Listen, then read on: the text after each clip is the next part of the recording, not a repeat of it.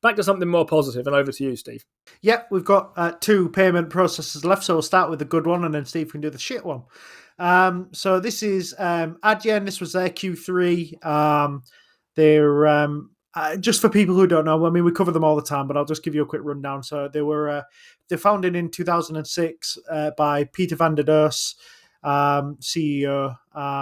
The core mission was to essentially solve the global payments problem by replacing existing patchwork systems with a single unified end-to-end platform. What they mean by this is payment providers, like the one Steve's going to cover, essentially are incapable of building all of the different parts of the payment service. So they buy it all in and they patch it all together, and it's all different code. And you can't move somebody from one service to another because they just simply don't understand how that other service works. A lot of the time, there is nobody who actually knows how these payment providers actually function. There's nobody who knows all aspects of the business and could be, parachuted in if there was a desperate need for help. Adyen said this is madness. We're gonna build our own system from scratch. It's going to be a payment gateway, a processor, and an acquiring bank all in one. That would give them greater control, better data insights, would allow them to have higher authorization rates and lower costs for the really big customers. They've been profitable since 2011, I think it was. They went global the very next year, and they've achieved things like European banking licenses in 2017, things like that. Went public in 2018, have customers all over the place, from retail, tech, travel. Meta, I believe, is one of them. Their biggest customer is eBay, which is eBay split from PayPal and then ditched it and went straight to Adyen in one of the funniest moves known to man. They've been eBay's primary payment processor since 2018.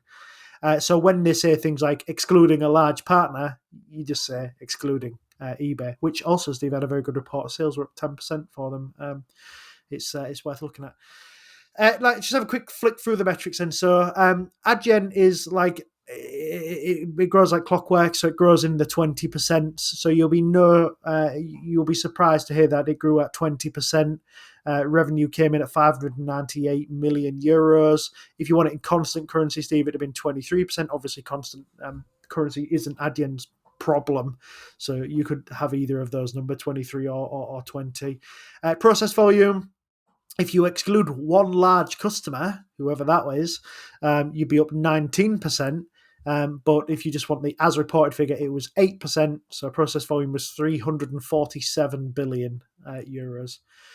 Unified commerce, that came in at 195 million euros in terms of its revenue. That was up 32%. Platforms was 69 million euros, up 50%. Digital was 335 million euros, up 10%. Platform customers was up 68% to 212,000 platform customers. They said that they expect to grow at 20%, Steve, which is a big surprise. But they said net revenue next year will be between 20 and 25%. They also said that the EBITDA margins will improve to above 50%, which will be driven by operating leverage. Very impressive numbers, Stephen. Very impressive guide. It does trade at a premium because its growth is superior and its profitability is superior and its technology is superior. It's up to you to argue whether you believe that that it justifies that. The PE ratio, if you want to look at a trailing 12 month, is like 48 or 45. The peer group is around the 15 mark. Price to sales wise, it's way more. If you want to look forward, again, you're at kind of a 15 because none of them are really growing, whereas Adyen will be around the 33.5% mark. So still expensive, but I would encourage you to consider the premium quality over the peers. It's not a traditional payment processor. It's a high growth, high margin, good operating leverage software company. The platform segment is probably, Adyen will tell you, is the future of the business. Net revenue, they're up 50%. Process volume of that area was up 53% if you exclude the big customer again. A 68% growth in the underlying business customers shows that the embeddable payment strategy that they're currently on is working exceptionally well and is building a really strong pipeline for them. Unified commerce was up 32%. It just confirms that Adyen is successfully expanding its share of the wallet with existing retail customers and bridging the gap between online and in-store payments. The single platform is really what gives them the advantage here. The end-to-end platform is the crucial differentiator. Products like Uplift, which is an Adyen product, is focused on authorization rates, fraud detection, and payment cost optimization. This is a way that Adyen sort of quantifies its value and the way that it continuously gets market share from the legacy processors. They said that they're actively working with Google, with OpenAI, with Visa, and with MasterCard on agentic commerce. They believed their existing platform provides the necessary building blocks to implement these new capabilities quickly and efficiently, and with obviously all the good authorization and fraud prevention rates that these services will need. There were some areas that weren't so strong, Steve. I thought the largest revenue pillar, digital, growing at only 10%, wasn't particularly great. Management said in the call that there was a headwind from APAC headquartered merchants focusing on online retail. This segment does need to re-accelerate growth, Steve, to justify the sort of premium valuation, I would say. The volume concentration, obviously total process volume growth was only 8%, but management noticed it would be 19% if it wasn't for the effect of one single large volume customer. The revenue impact was limited, but it indicates that there's a measurable concentration risk to eBay, and there's a lumpiness in that volume metric that could spook investors should they fall out for any reason. They also said there was an issue in settlement as well. There was a 1% benefit to Q3 growth, and also there'll be a 1% headwind to Q4 growth just due to settlement days introducing a small timing fluctuation.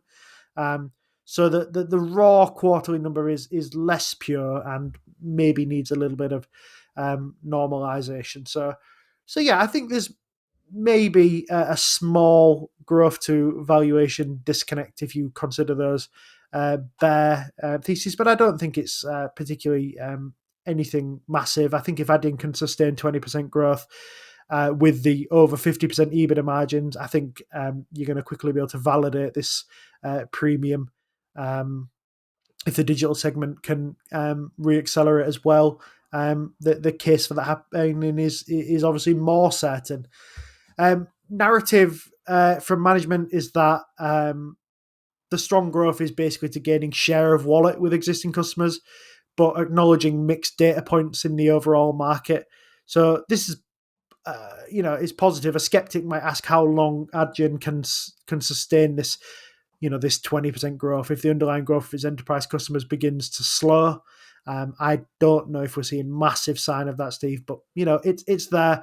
And I guess the other thing that we should really talk about is Adyen isn't a company that pays massive stock-based compensation or anything like that. So the employees that it gets on board, they tend to be hired at a much slower pace. They only added 86 heads in Q3. And, when you're growing at 20%, you do need, hands on deck. And 86 ain't going to do an awful lot to help you out. So you've got to ask yourself whether you think this investment is enough to continue to drive the market share gains, to build new products, to go and sell to the customers, especially in a payment space which is competitive and the rivals are investing heavily, I would argue, to catch up. Just to point out that this is nothing really different for Adyen. They've always kind of operated at this kind of speed and have always kind of hired at this kind of speed. But it's there just as a point for you to consider. Again, Steve, I don't really have anything to complain about in this report, really, other than the bits I said. I thought this was another very strong report from Adyen, with that clockwork growth showing through again, Steve, and those EBITDA margins creeping up. I think it's a very, very interesting business. It's my fourth biggest holding, and no plans to make any changes to that just yet. What did you think? think I regret not looking at this back in September 23 when it was about half its current level right now, and that's probably a mistake. Back then, you would have still seen it at a premium to its competitors, but it would certainly have been a justifiable one. That's not just the case with hindsight, particularly. Not quite sure what I was thinking back then. Probably go back and look at the show and find out, because Adyen typically, it was actually a reasonably muted response to these earnings. I mean, it jumped a bit after the earnings report, and it's settled back down a little bit, which makes it look like it hasn't really gone anywhere this week. But it was up about 11% on the month coming in. So you got a lot of your kind of, as it were, earnings push ahead of time. And if you're a shareholder, you probably don't really care whether it comes immediately after earnings or beforehand in anticipation. Its price is where it is right now, and it was where it was a month ago. The journey there doesn't matter a huge amount in this situation. I was going to ask how long you've owned this for, Steve, because I seem to remember it being quite a long-term thing for you, probably back around the COVID time, so I'll give you a chance to go and look that up. But yeah, I am impressed by this. The payment processor space is, I think I describe it as busy rather than competitive. There's a lot going on in this space, but Adyen is clearly ahead of the others. And it's ahead not just in terms of the kind of difference isn't so much it does more of the same thing. It does things in a fundamentally different kind of way, and that makes it a hard gap to try and close. So you can sort of think of it in terms of, if you imagine there are some kind of differences where some things are better and others are not, and there's no real quantifiable way to put how much better they are. You can't close the gap. You can't win loads and loads of silver medals at the Olympics and then trade them in for a gold one. But gold medals are clearly better than silver ones, and there's just no answer as to how much. It's a fundamentally different type of thing, and that's the kind of gap its competitors are trying to close. Can they close it? Don't know. Can they offer something not quite as good but at a much lower price? Don't know either. And that's probably where the bigger threat is, rather than someone doing something Adyen-like and trying to compete with them, because at the moment Adyen's so far in front. And I think you said you listed a huge number for growth in platform customers, I think, and that's really encouraging, because I think once things are in, they stay in here. Talking to the right people, agentic commerce is almost certainly something to do with the future. I'll come back to that in a moment. But EBITDA margins keep going higher, TPV goes higher. If they ever report a number for growth that isn't 20%, I will demand that they report an adjusted number, and that adjusted number can be 20% based on whatever the hell they like. Just adjust it so it comes in at 20% for me. Whether their number is actually higher, lower, or whatever else.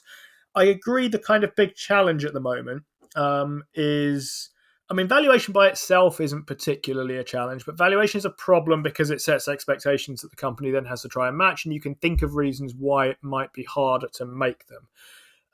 And probably the answer is slowing growth in the economy broadly. And I can kind of see that as a potential threat for paying something that is a high multiple for a kind of toll booth on transactions. If total payment volume doesn't grow, that's kind of part of the thing that drives stuff in this case. And I don't love the kind of economic outlook at the moment. That said, I think I'd probably rather be Adyen than anywhere else. And they do have some genuine kind of counter-cyclical, that we've talked on before, qualities. They are good at kind of putting their foot down when things are going wrong. They hire when other people are not. As you rightly point out, that can mean that they're slightly slow in hiring when you maybe want them to be, because they're looking for the right moment to do these things. But it's a business I like an awful lot. How long have you owned this, Steve? 5 years and 4 months, Steve, according to Trading 212's With some adding along the way, history. I think, if I remember rightly, yeah. Yeah, I've added to this one quite a lot. When it fell down, I think I trebled the position size when it fell to around that kind of it. So it went from being a kind of smallish, medium part of the portfolio. I think I only had a couple of shares back then, and I think I've got 20 now or something like that, or somewhere along that, maybe 12 or something like that. I've got a lot more anyway than I did have. Just to point on your on the bit you made about the platform customers, it's because they're rapidly expanding into America. So they've established a base in America, and they're building a big sales team out there. So the platform customers that are coming on is because Adyen is going and kicking down doors and saying, look, get off PayPal, it's absolutely useless. Get off whatever you're on, global commerce or whatever, global payments, whatever they're called. Here's a decent system that's actually good, and they're able to show the benefits of that, because there's a whole massive amount of people on there that have that have seen the benefits.